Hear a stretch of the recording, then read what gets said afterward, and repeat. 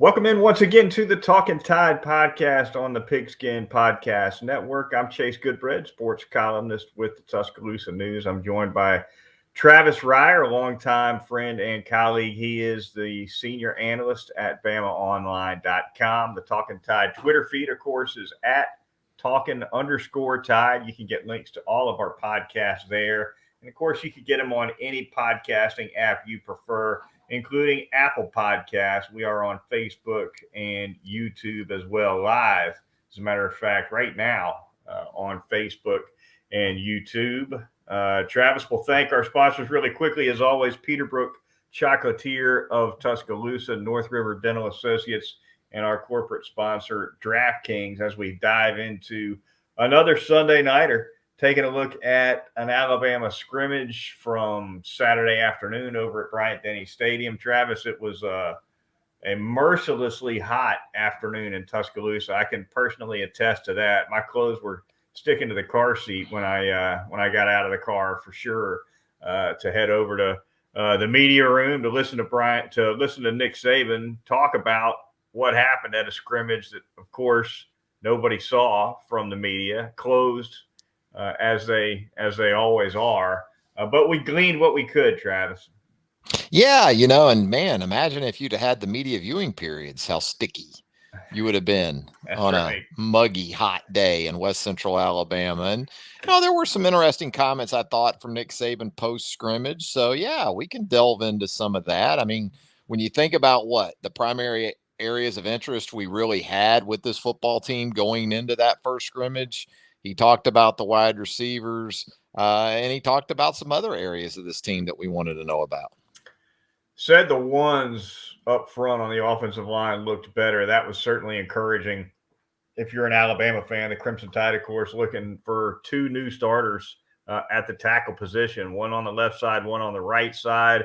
As we understand it, Travis, J.C. Latham is working that right side and looking pretty good this camp. Tyler Steen, the transfer from Vanderbilt, working on the left side. We'll see if that holds out through camp. But from what I understand anyway, that's the way things are looking. Saban, of course, didn't identify who was running with the ones, but that's what I understand it to be anyway. And look, that's big. And he said the two struggled. You're not necessarily surprised by that. Two struggle because they're twos, but for the ones to be getting better, particularly against, assuming they're going up against ones, maybe they're not. They mix and match in those scrimmages a little bit, but those guys need to gather together some cohesion and figure it out and come out of the box strong. Yeah, it sounds like that right side with Emil Ekiyor back at right guard, and then also J.C. Latham taking another step at that tackle position. They feel really good about. Darian Dalcourt back at center, Seth McLaughlin back at center. So you've got a healthy competition there as well. It's the left side where things get interesting. And, based on some things you hear coming from the scrimmage and some of those few little highlights, a few takeaways we can have from those UA produced highlights anyway. You see Tyler Steen at left tackle. You even see some Kendall Randolph at left guard, which is interesting with that first group because Javion Cohen obviously back after starting last season at that spot. We know Javion over the summer took care of some personal things from a mental health perspective, but Randolph's Mr. Dependable, man. Whether it's left tackle, whether it's left guard, whether it's tight end, you can plug this guy in a lot of places. He's kind of like, I've said it before, he's kind of like that Flex Seal. I don't know if he's the long-term permanent solution in some of these places, Goodbread. Right. But if you got a little hole, you got a little leak. He's a patch. You just slap some Kendall Randolph on it. He's a good patch, yeah. Well, and Nick Saban always likes to have that swing tackle with the twos that can plug in on the left side or the right side if somebody gets hurt, what have you.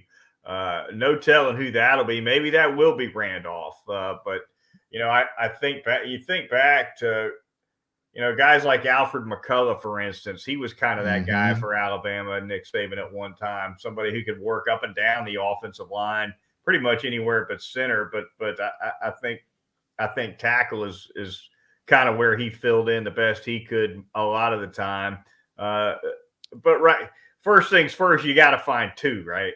Yeah, you do. And it would be great if it works out where Tyler Steen is that plug and play guy at left tackle and Latham is your guy on the right side, not just because it gives you peace of mind, but because you can go ahead and start developing that continuity that they would love to build upon as each passing practice goes there in fall camp. And we've seen it. We've talked about it before, how they've gone well into fall camp, into game week, searching for that first five. Well, it sounds like, at least in terms of the prime suspects, they've got those guys figured out. Now, some of that may be because these are the guys that have separated themselves. Some of it may be because of what we heard Nick Saban talk about with the twos.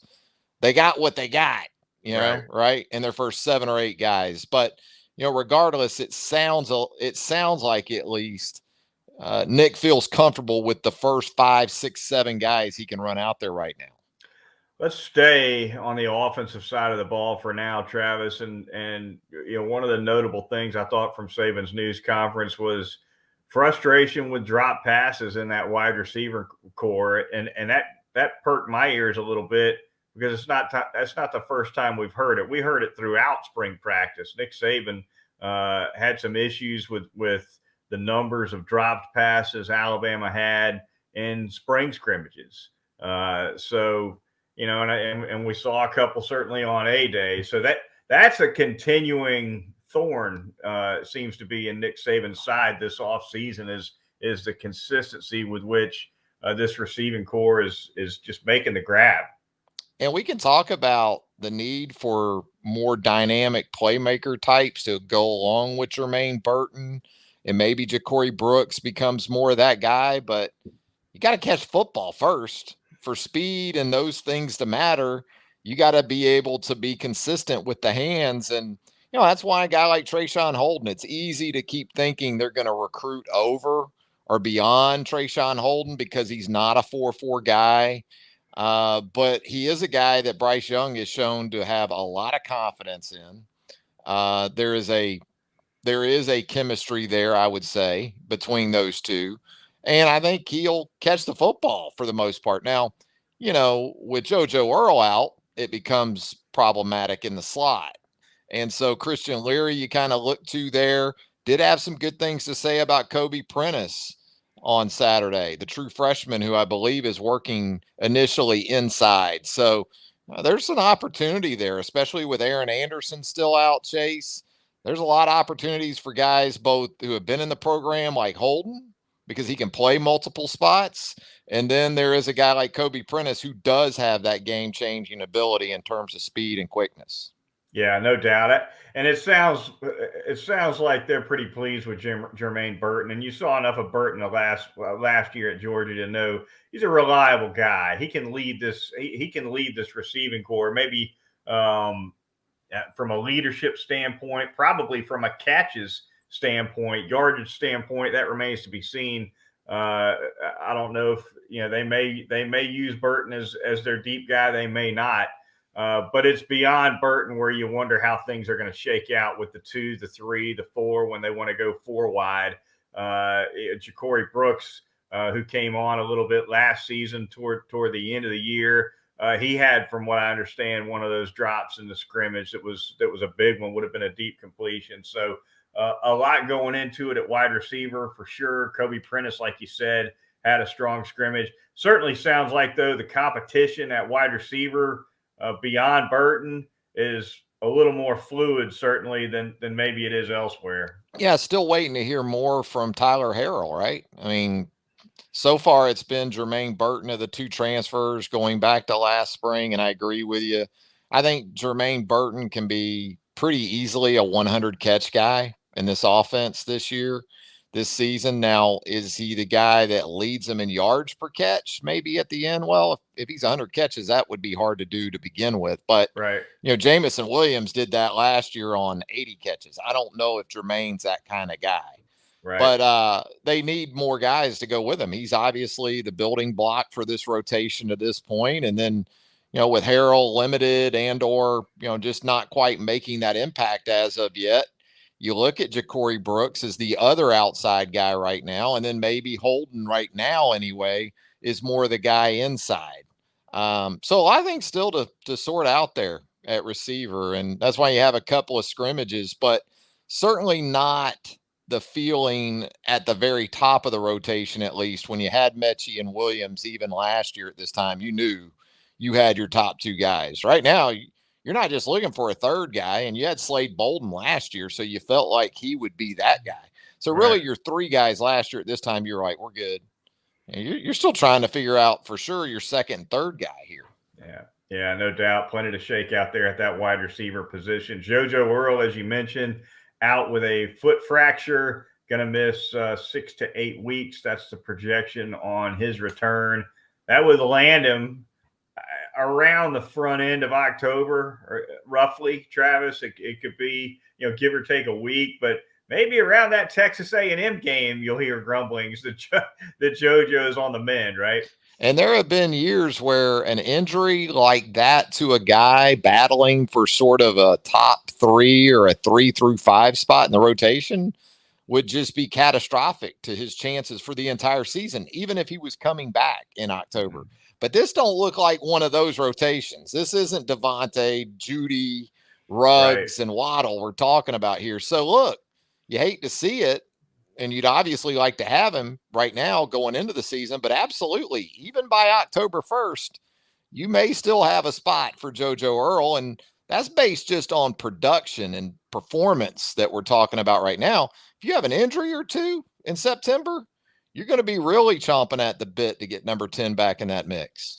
Yeah, Earl brings a return game too. We'll mention that quickly as well. A guy who got some punt return experience for Alabama last season. Sounded to me from listening to Saban on Saturday that Earl's his guy as the punt returner.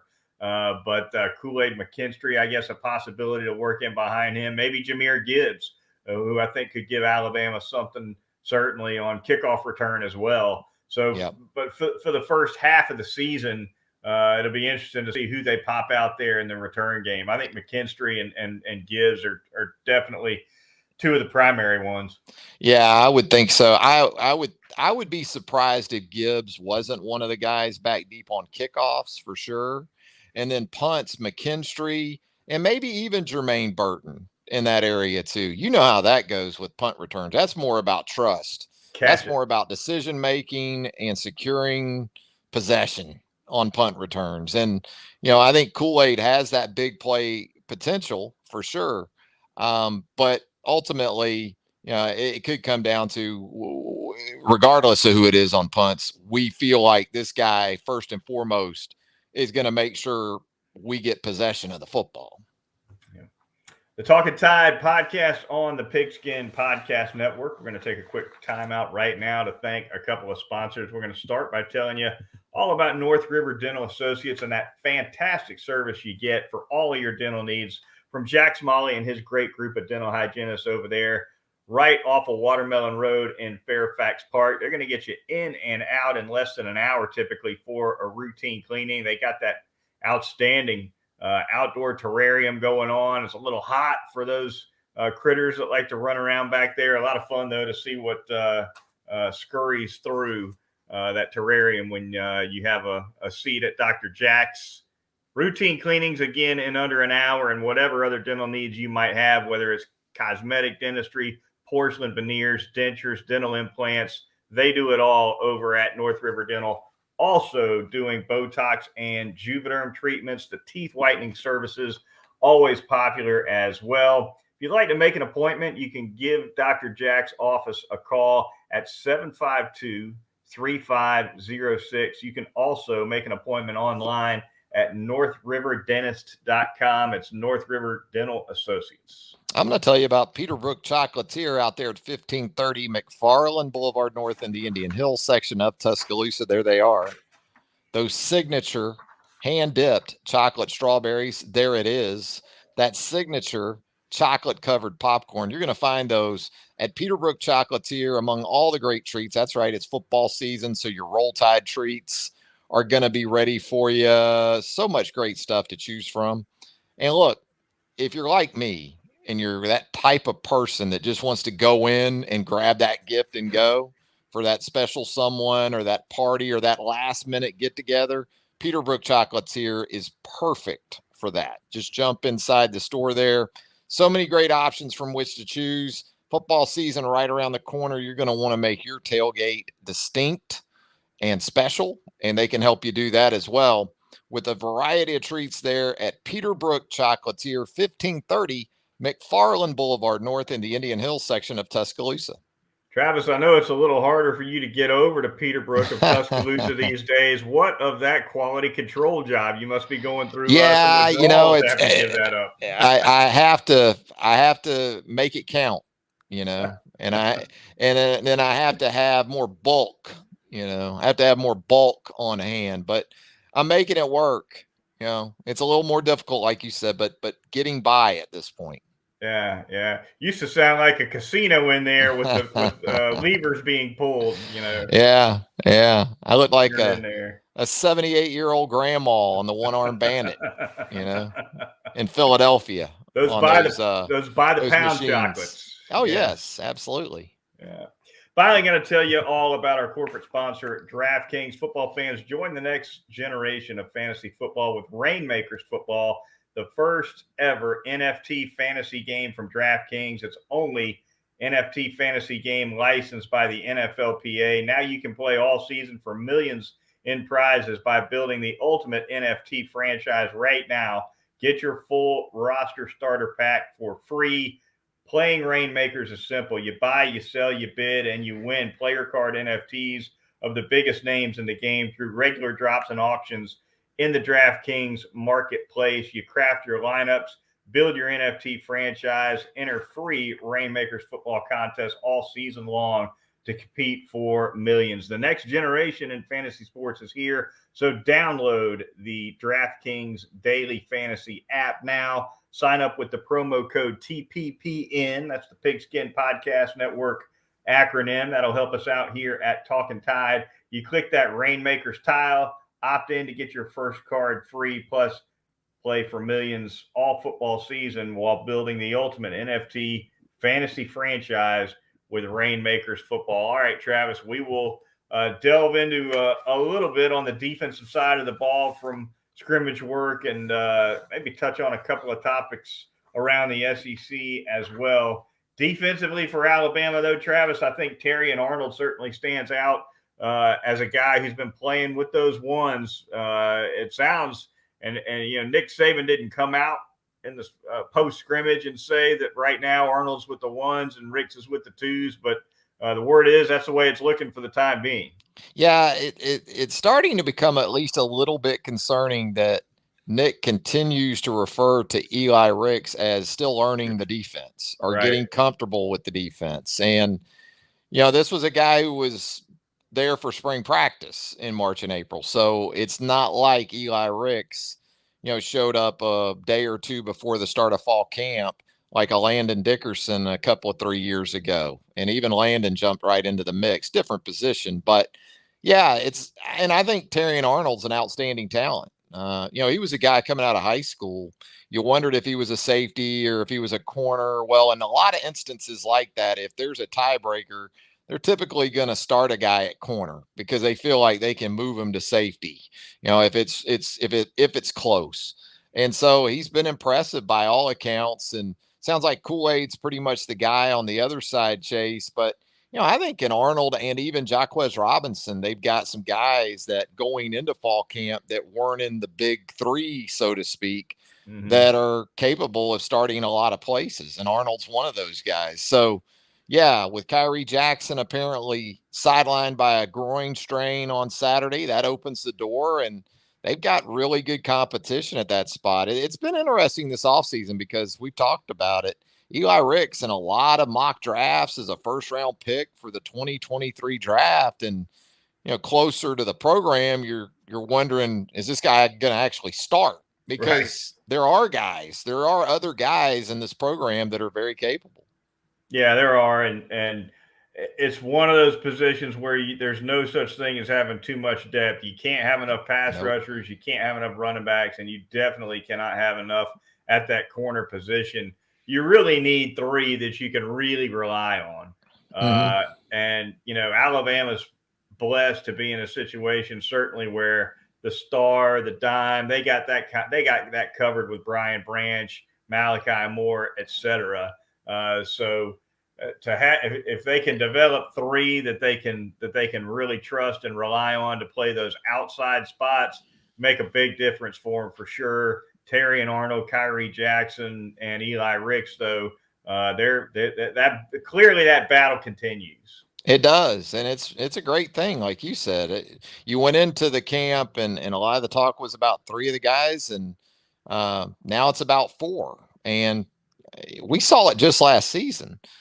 They were basically about a corner short by the end of the season because of injuries to their two starters. Right. And then they were down to McKinstry and Kyrie Jackson in the national championship game. So, no, you can't have enough starters. And, we talk about Malachi Moore and Brian Branch. They're in a great spot with both those guys. But even in the sub-package roles, if you have one or both of those guys go out, you need a Jaquez Robinson. You need a Devontae Smith. Some of these younger guys that they've continued to develop at the star and the money to be ready to go. What about moving on, Travis, around the league? What about the Cal Stoops tiff that we were treated to this week? John Calipari, the Kentucky basketball coach, of course, making the comment that which seemed pretty benign to me on the whole. He said, look, this is a basketball Innocuous. School. Yeah. I love our football program. I thought it was funny that he said, I hope they win 10. Like that, like that's really what Mark Stoops has got on his bulletin board. Let's win 10. But Stoops took some exception to it. I thought it was a little Billy Bats-ish. I thought it was a little go get your shine box. Yeah. Mark's the best. He'll make your shoes look like mirrors. That's the way I took it. You're a little out of order, Cal. You're a little out of order yourself. Maybe I don't shine. He'll tell me it's my body. I don't shine shoes no more. I don't shine shoes no more. You've been away for a while, Cal. Yeah, you went out of the tournament early. You've been away for a while. Maybe you didn't hear. Nobody came up there and told you. Came up there and told you. Yeah. Oh, God. Give us any excuse to go to the Billy Bat scene, and we will absolutely do it here on the podcast. I agree in that Cal's not wrong, but does he have to say it? Right. Maybe for the sake of athletic department morale, we can keep some of these things to ourselves, John.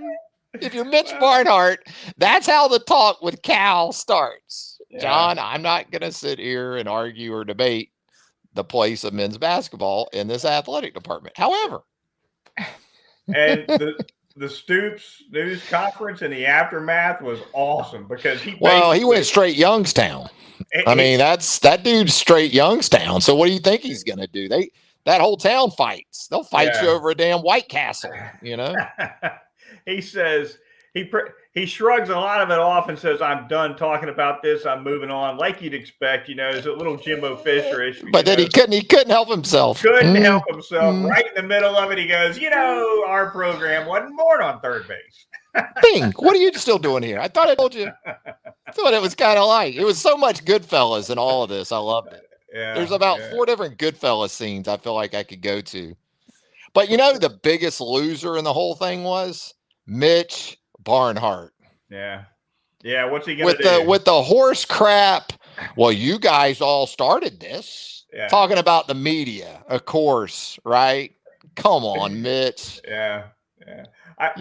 Just because you don't have the intestinal fortitude to pull Cal aside and say, hey, John. Yeah. Like I said earlier, nobody's arguing that men's basketball at the university. Why didn't Nick Saban say that? Nick Saban doesn't have to say that about Alabama football. That's right. And it's almost like Cal's just feeling a little insecure after that first round loss to St. Peter's. It's almost like he's trying to remind himself. He doesn't have to remind anybody. He's got a lifetime contract. That's what I'm saying. So, what? I don't get it either. I don't get it either. That's some Billy Gillespie crap back when he was the coach at Kentucky. That's some stuff I would expect out of a Gillespie, not a John Calipari. Yeah. It was pretty bad. I didn't mind it with Stoops.